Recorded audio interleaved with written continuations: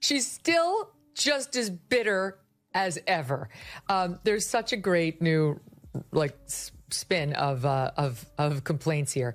Here's one from her most recent episode, which, illustrious men. And that's annoying because she's supposed to be the star. Michelle Obama.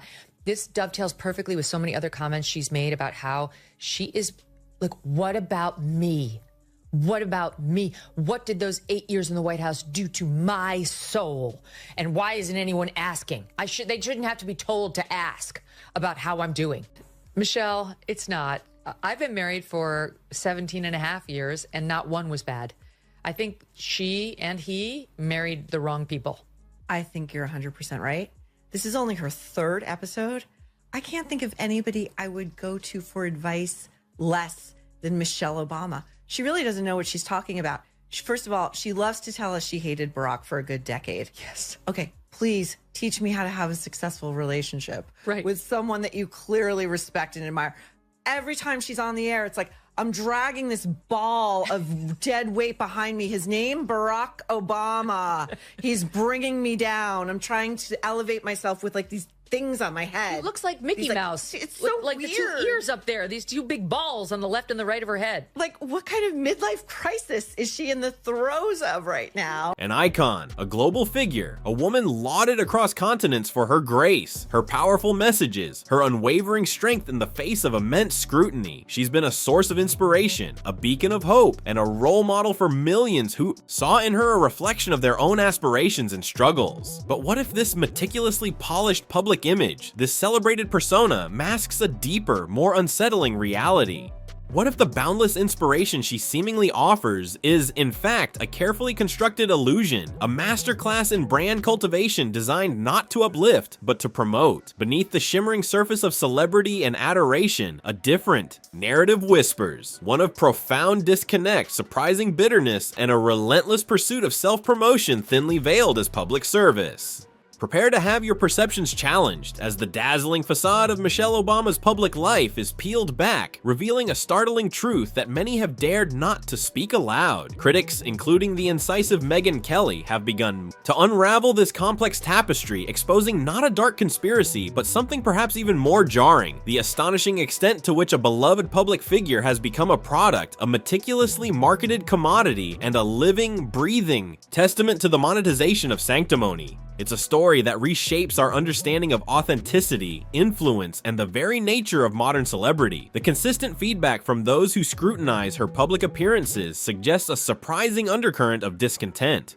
From radiating the serene wisdom of a former first lady, a persistent thread of bitterness and complaint seems to weave through her pronouncements. It's a narrative centered on personal burden, a seemingly aggrieved question that echoes across interviews and podcasts. What about me? She speaks often of the profound toll her 8 years in the White House took on her soul, a sacrifice for which, she implies, insufficient empathy or recognition has been extended. This lamentation feels strangely out of sync with the unparalleled platform and privileges she now commands. The woman, often portrayed as floating down from the White House balcony on a cloud of organic spinach smoothies and "when they go low, we go high" bumper stickers, paradoxically appears to carry a deep-seated resentment. This perceived bitterness manifests not just in general grievances, but often specifically targets her marriage, a topic that has unexpectedly become a public battleground. It's a jarring dissonance, a figure who embodies aspirational success and well-being, yet whose inner life, by her own account, seems steeped in unfulfilled expectations and profound personal costs. This constant questioning of her own treatment, this perceived demand for validation, stands in stark contrast to the image of selfless leadership she has long cultivated, forcing many to ponder the true cost of her public persona and whether the internal burden she describes is truly as heavy as she makes it out to be. 4-carat motivational quotes. And we're back to our daily segment of Michelle Obama's terrible, terrible life. Boo effing who. She went on a podcast called Diary of a CEO. It's kind of rings a bell like a founder kind of situation. And once again, wants you to know how awful it is to be married with children. There are just many natural reasons why marriage, infertility, trying to have kids makes things difficult. It's like, I try to tell couples, Of course it's hard. Just listen to what I said, right? Like, it's probably, if you're having some issues in your marriage, it's not you, it's the process of marriage. Just doesn't feel organic at all. It reads Same photo. They both posted the exact same photo. So clearly staffers put all of this together. Okay. And also, can we ask the lawyer in you to parse these statements? Because, okay, let's take Barack, for example. You still take my breath away. How? Right. With your fucking anger?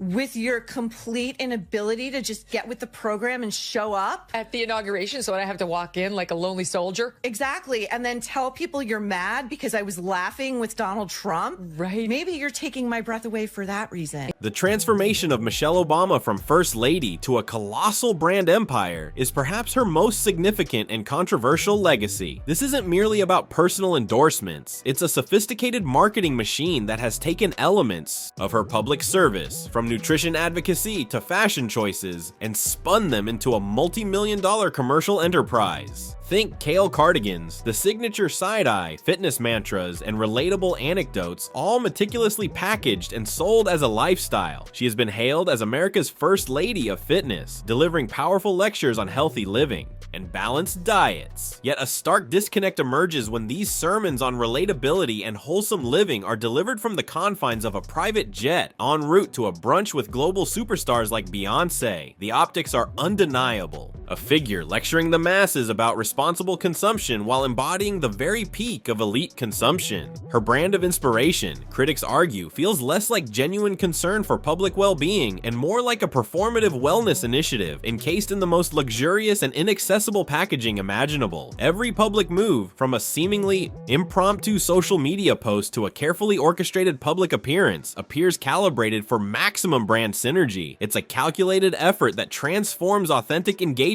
into a curated aesthetic, leaving many to question whether the pursuit of brand dominance has overshadowed the very principles of public service she once espoused. The polished perfection of her image, a constant stream of filtered ideals, often feels utterly detached from the messy realities of life for most people, turning her inspiring message into an exclusive, high-end commodity. Few aspects of her public commentary have drawn as much scrutiny as her increasingly candid and often negative remarks about her own marriage to Barack Obama. For years, their union was presented as an exemplary partnership, a foundation of strength for the nation.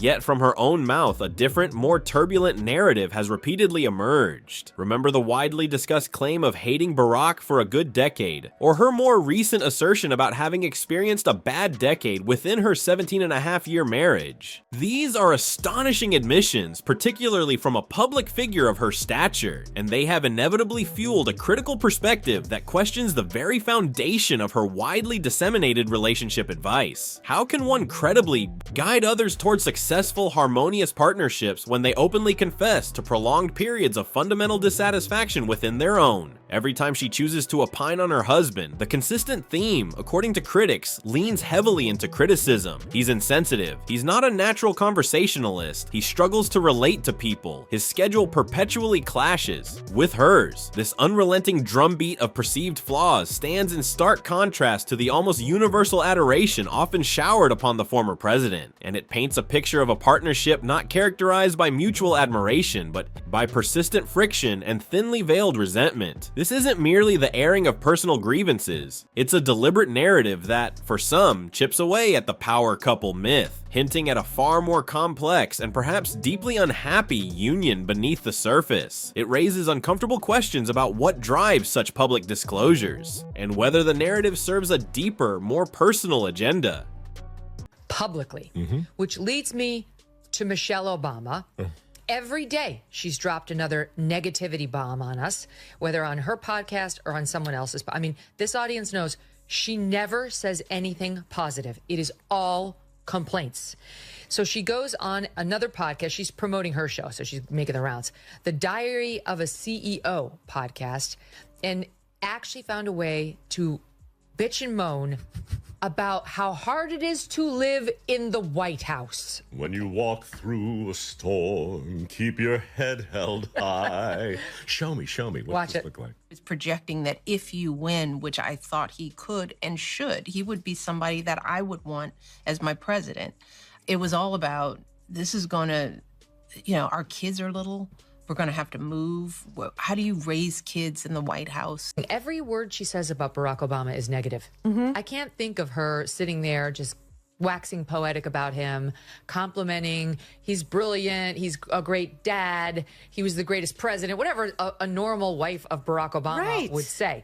Every time she opines, it's something that reflects poorly on him, how he's insensitive, how he's not a talker, how he doesn't know how to relate to people, he doesn't keep the same schedule as she does, and now we're talking about you can have a bad decade. And the moment the White House doors closed behind her, the sheer scale of Michelle Obama's post-presidency monetization became glaringly apparent, signaling a definitive shift from public servant to commercial titan. Once framed as a reluctant public servant, one who seemingly endured the spotlight for the sake of national duty, she has since spent the years desperately clinging to the very attention she once claimed to eschew, critics argue, as if the spotlight itself owes her a perpetual debt. Her entire post-presidency brand, by this perspective, screams a paradoxical message. I didn't ask for this, but since I'm here, prepare for my new $50 journal and matching hoodie, conveniently available on Shopify. The woman who, while in office, championed humility and authentic connection, quickly transitioned into a stadium-filling phenomenon. We're talking about book tours that feature rock concert-level pyrotechnics, elaborate lighting rigs, and ticket prices that daringly rival the most exclusive seats for Beyoncé's world tour. Nothing, it seems, quite says modesty like charging $500 a seat to hear sentiments that could easily fit on a simple Pinterest board.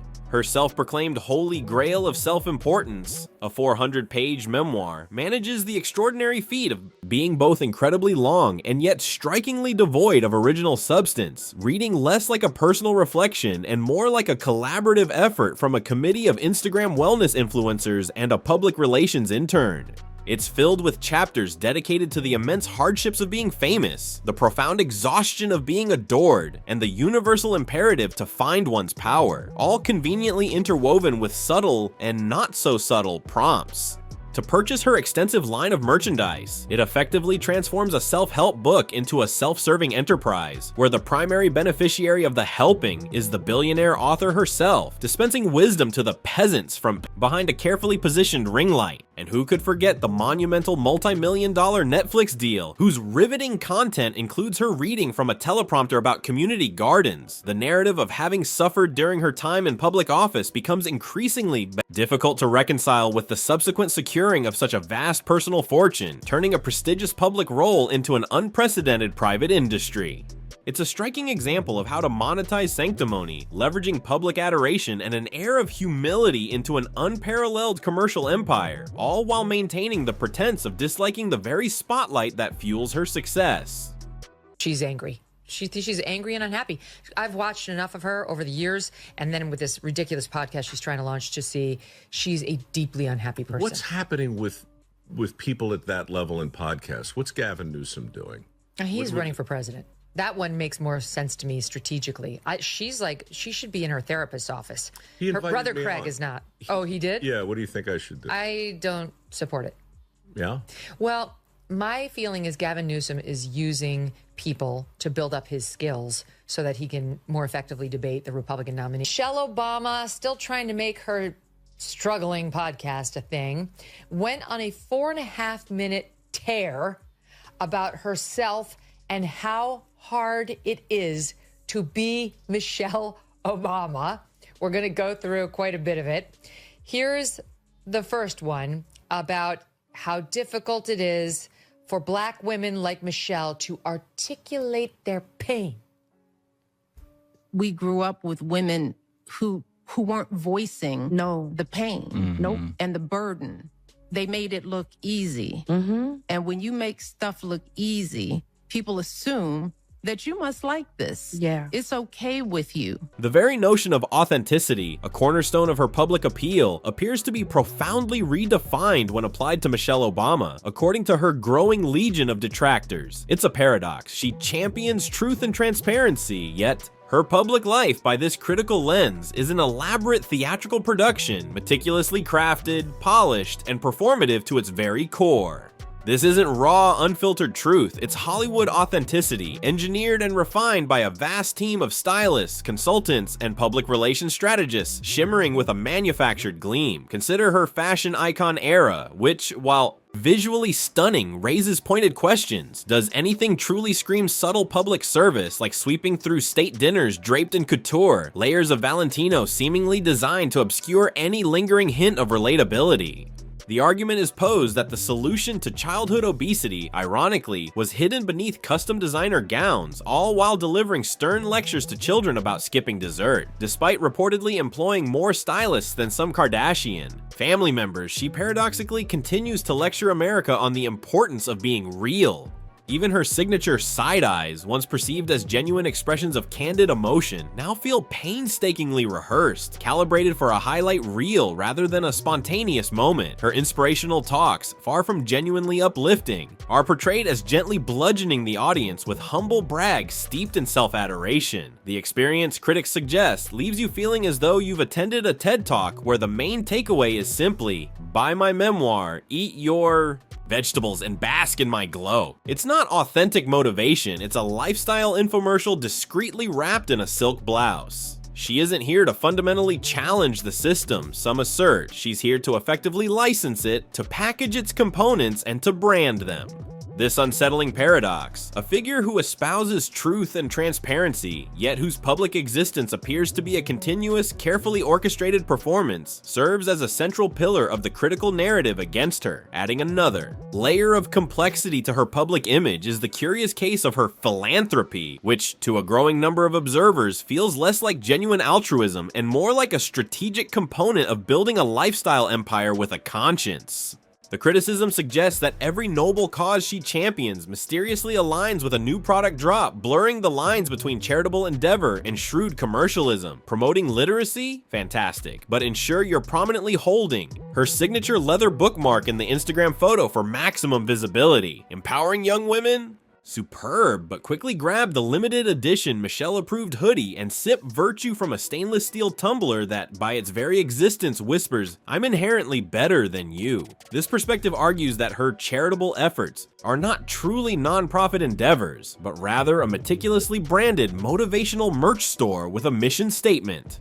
The cynical view suggests that participating in her initiatives often feels like an accidental subscription to her monthly newsletter and a curated playlist, rather than a straightforward act of giving. Social justice in this framework has become her side hustle, a means to further solidify her brand while simultaneously appearing to do good. Her charity work is presented not as selfless giving, but as a carefully calculated and integrated component of her overall brand synergy, ensuring that every good deed simultaneously generates revenue, enhances her public image, and extends her reach. It's a remarkably clever, if unsettling, way to monetize goodwill, effectively blurring the traditional boundaries between genuine altruism and calculated commercialism, leaving many to question the true intent behind her benevolent endeavors.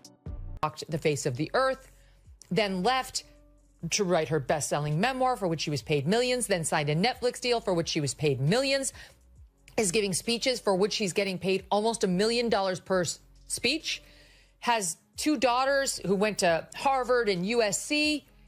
The two of them together, I haven't even counted her husband's riches. They're definitely billionaires by now. The house in Martha's Vineyard, which is, I think, $20 million out on the yachts of David. What happened to me? Why doesn't anyone think about what happened to me during my...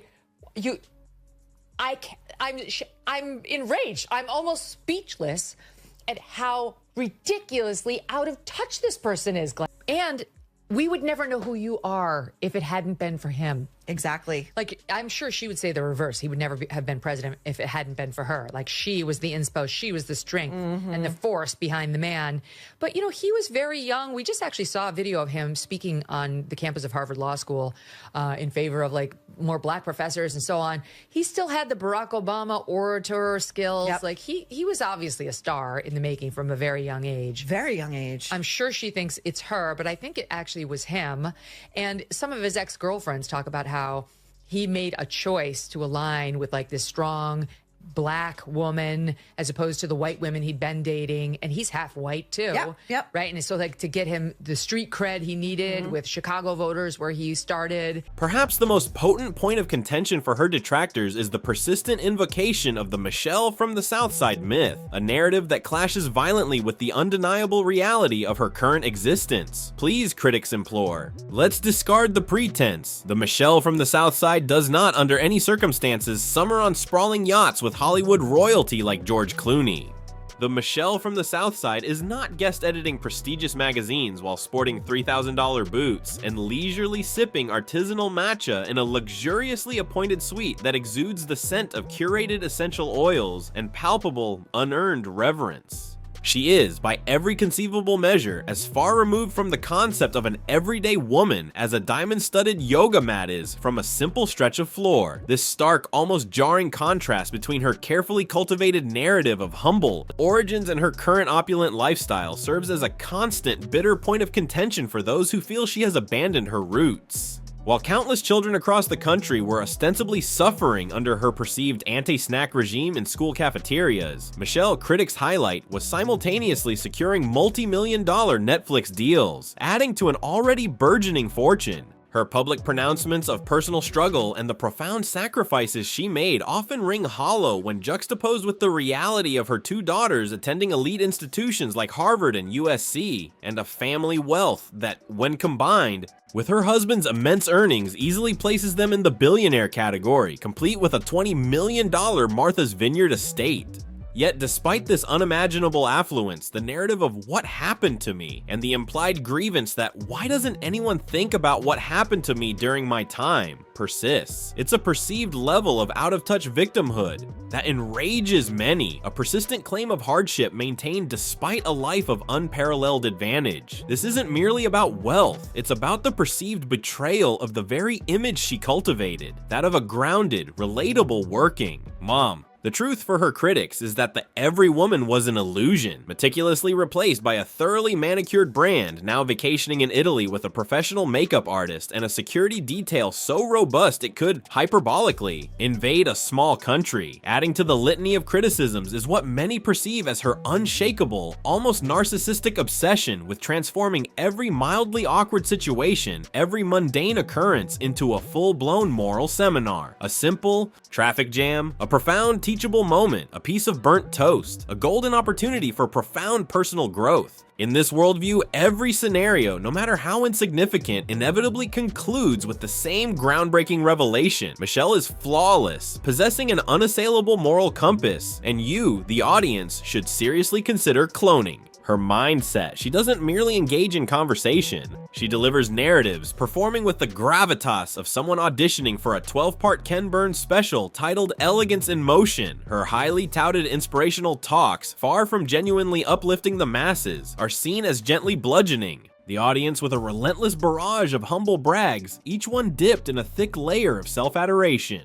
The experience, according to this critical viewpoint, leaves you feeling as though you've just endured a mandatory TED Talk where the primary takeaway is simply, buy my memoir, eat your vegetables, and bask in my transcendent glow. It isn't. Authentic motivation designed to empower. It's an intricately designed lifestyle infomercial, discreetly wrapped in a luxurious silk blouse. Even her signature side eyes, once celebrated as authentic expressions of candid emotion, now feel painstakingly rehearsed, carefully calibrated for a future highlight reel rather than a genuine, spontaneous reaction. This unrelenting self-promotion, thinly veiled as profound inspiration, transforms every public appearance into an advertisement for herself, a continuous, unwavering reiteration of her perceived perfection and unparalleled wisdom. Her highly public struggle to establish her podcast as a thing, featuring prolonged, emotionally charged moments, often described as 4.5-minute tears, about the immense difficulty of being Michelle Obama, particularly for Black women like Michelle to articulate their pain, only further solidifies this perception of self-pity and profound self-indulgence. The glaring disconnect between her immense, almost unimaginable privilege and her public expressions of hardship is, for many, her true unsettling dark secret. In the final analysis, what truly emerges from the critical lens is not a story of genuine public service, but a masterclass in highly refined, almost surgical branding. Michelle Obama's true genius, her detractors contend, lies not in activism, nor in groundbreaking leadership, nor even in the practical implementation of health initiatives. It resides unequivocally in the meticulous creation and relentless perpetuation of a personal brand that has transcended the boundaries of traditional celebrity. She has taken a singular, prestigious public role, a position historically defined by duty and service, and expertly spun it into a pervasive lifestyle religion. This isn't merely about selling millions of books or accruing vast personal wealth. It's a sophisticated cult of personality built upon the worship of carefully curated perfection, inoffensive inspiration, and the compelling illusion of moral superiority, all conveniently packaged and sold within a limited edition hoodie. She has effectively transformed from a complex human being into a meticulously designed product, a living testament to the art of monetizing sanctimony and leveraging widespread public adoration into an unparalleled multi-platform empire, all while maintaining the convenient pretense of disliking the very spotlight that ceaselessly fuels her monumental success. At this point, critics wryly observe if Michelle Obama were to launch an exclusive line of artisanal air, eager devotees would undoubtedly line up with mason jars, scrambling to purchase it. Her cult of personality has become so overwhelmingly intense that her mere presence is now sufficient to be considered profound political commentary. She no longer needs to articulate anything genuinely substantive. A simple raise of an eyebrow, a knowing glance, and the media, along with her ardent followers, dutifully do the rest. Who indeed needs authentic leadership when you can simply offer compelling vibes? The ultimate, deeply unsettling irony is that a figure who once in her earlier career famously accused others of being overly ambitious now embodies ambition. Transformed into a lifestyle brand, every move flawlessly orchestrated, every word meticulously rehearsed. Even her purportedly off-the-cuff moments possess the pre-approved energy of a committee-sanctioned TED Talk, cleverly designed to sell you lavender candles and a hefty dose of performative guilt. The dark secret, therefore, is not a hidden crime or a shocking revelation of personal scandal. Rather, it is the chilling, yet undeniably effective truth that the beloved public figure we have all come to know is, for a significant and growing number of observers, a meticulously crafted commercial enterprise, a dazzling triumph of image over inherent substance, leaving us to wonder, what exactly are we buying into?